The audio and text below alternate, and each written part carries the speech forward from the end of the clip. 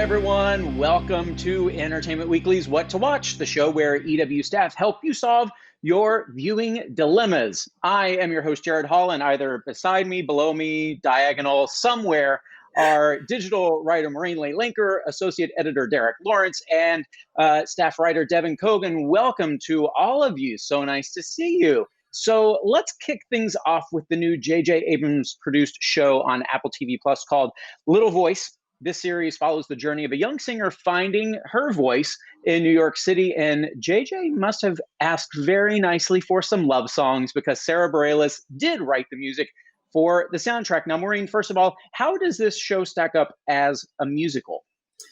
Oh, that's a good question. Well, also, I do just want to note that Sarah Bareilles also co-created the show. She didn't just write the music. So, so much of her story and ethos are in the show. And she co-created it with Jesse Nelson, who wrote I Am Sam, and also co-wrote Waitress, the musical with Sarah. So going back to your question, I feel like there's a lot of that musical storytelling DNA in this because the first thing those two partnered on before moving into television was a Broadway musical. How does her music hold up in this particular format? It's very interesting because in talking to Sarah about writing it, she said that there was a mix of things. There were some songs that she wrote specifically for the show and that she was working out with Jesse. But also when they started the process, she had a lot of songs in her archive, especially from the early part of her career, that had never found a home, that she gave to Jesse and was like, these are the songs I wrote when I was at the same stage as this character in my career. So if any of them work, we can use them. As I mentioned, it's a J.J. Abrams produced show, but certainly kind of an outlier for what we're used to from J.J. But am I kind of accurate in picking up some Felicity vibes here? Oh, yes. Yes, you are. So Sarah, she got the meeting with JJ after he saw Waitress. He was like, let's have a meeting. I want to do something with you. Would you consider doing television? Was not something she had ever had on her radar. And she was like, well, yes, but I don't know what I would do. But actually, I really love Felicity, and that was extremely formative to me. And he was like, well, great, let's do something like that then. Gotcha. Well, that all worked out. Okay, I'm going to put all of you on the spot here. Maureen, I'll start with you. What are some other artists, singers, musicians who you would love to see translate their talents to a TV show? Well, I feel like this is going to be incredibly on brand and no one will be surprised by this answer, but I really want to see a Bruce Springsteen television show. I feel like his music is very cinematic in nature. And now he's done Broadway and a Netflix special. So, you know, TV's next. Yeah, very true. Very true. Derek, you can't say Will Smith. See, I knew I couldn't. That was the thing. I was sitting here. I was like, I can't say Will Smith. I can't say Will Smith. I can't say Will Smith. I don't know. Not to spoil, a further discussion we're going to have, but I would watch a Lonely Island kind of musical TV show. I mean, we basically were getting little bits of an episode for years when they were on SNL. So I would very quickly tune into anything that those guys wanted to throw together. I like that idea. Devan, how about you? Well, the first group that comes to mind is someone who I've been listening to a lot recently because they're coming out with a new album, which is The Chicks, formerly known as the Dixie Chicks. I have always been an enormous fan. I mean, they're sort of like such a unique voice in country music. And I'm so hyped about their new album. And I'm like, just give me all of the Chicks. Just put them on TV, put them on Broadway, give me more music, like just inject that into my veins. I love it. I don't know who made me the king of anything, but I say we should take a quick break. We'll be right back with more What to Watch.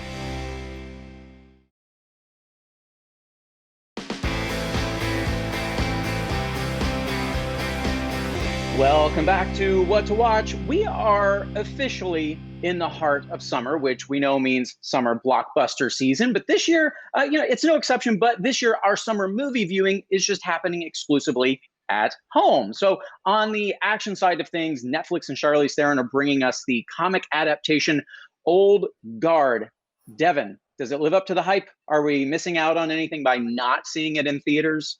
I think it is one of those movies that, like you said, we're sort of we've sort of been robbed of this sort of traditional like comic book action, sci-fi, fantasy, and here comes Charlize Theron to save the day, because this is truly like a movie that is just like, it just scratches that itch of like, you want to watch Charlize Theron, you know, beat up a bunch of bad guys, you want like some crazy comic book lore, you want some crazy like action sequences, and it's really fun. It's based on this comic book by Greg Rucka and Leandro Fernandez, and it's basically the story of sort of this group of immortals. The oldest of them is led by is Charlize Theron, and she is 6,000 years old. And over the last 6,000 she looks great. I hope I look that good at 6,000. Right. Whatever, you know, her skincare regimen is, we all need to follow that. But it's just it's a delight. And basically, you know, she spent the last 6,000 years, you know, hanging out on the edges of history, saving the world, being cool. It's super fun. And it's just like the exact kind of like popcorn movie you want to see that's not actually at the theaters. Devan, she also produced this film. What was it that drew her to this one that really made her want to make this happen?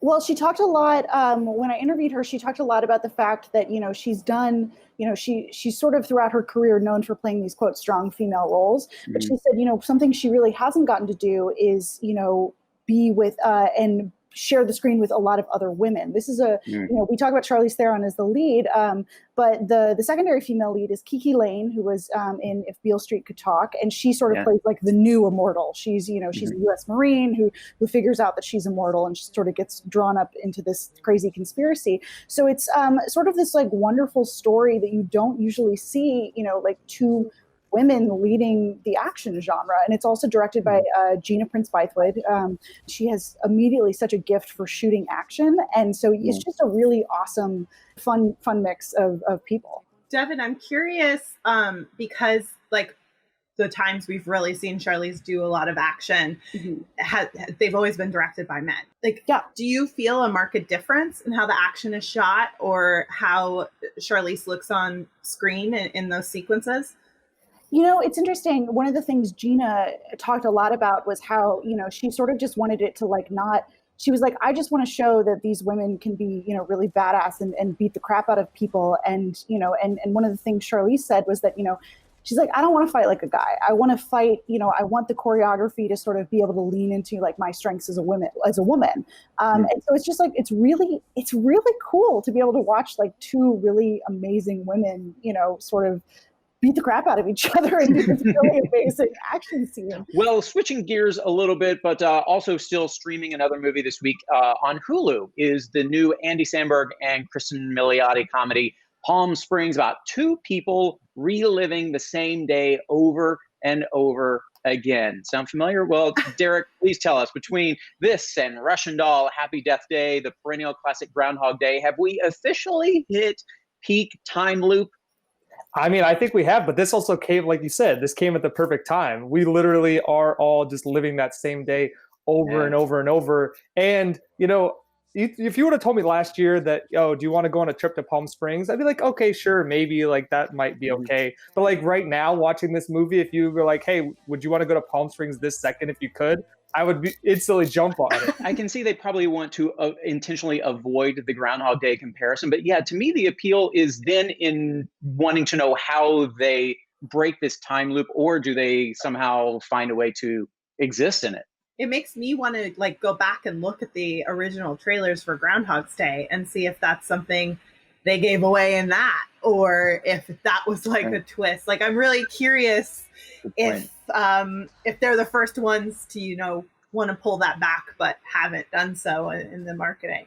Well, yeah, and it's interesting. I asked, and it's one of the things that without seeing it in the movie theater, right? So this is a movie that, you know, probably would have gotten a limited release, I would assume, from Hulu in theaters. But really, there was just one time now in the history where someone, you know, will be in the theater watching that movie, not knowing that twist was coming.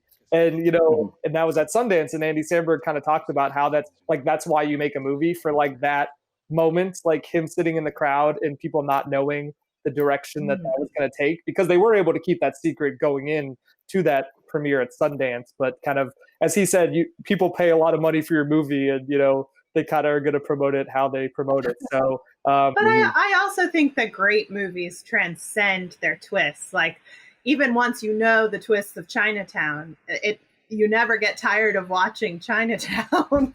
Like, I know that when I finally sit down to watch this movie, there's going to be stuff that's going to surprise me and make me laugh just because it's The Lonely Island and it's, you know, such a brilliant, like, creative team. So that, like, I would imagine there's still probably some really fun surprises along the way. Yeah, they managed to still have a lot of fun with it. I've already watched this movie twice, and it's a true delight. And I hope a lot of people will watch it.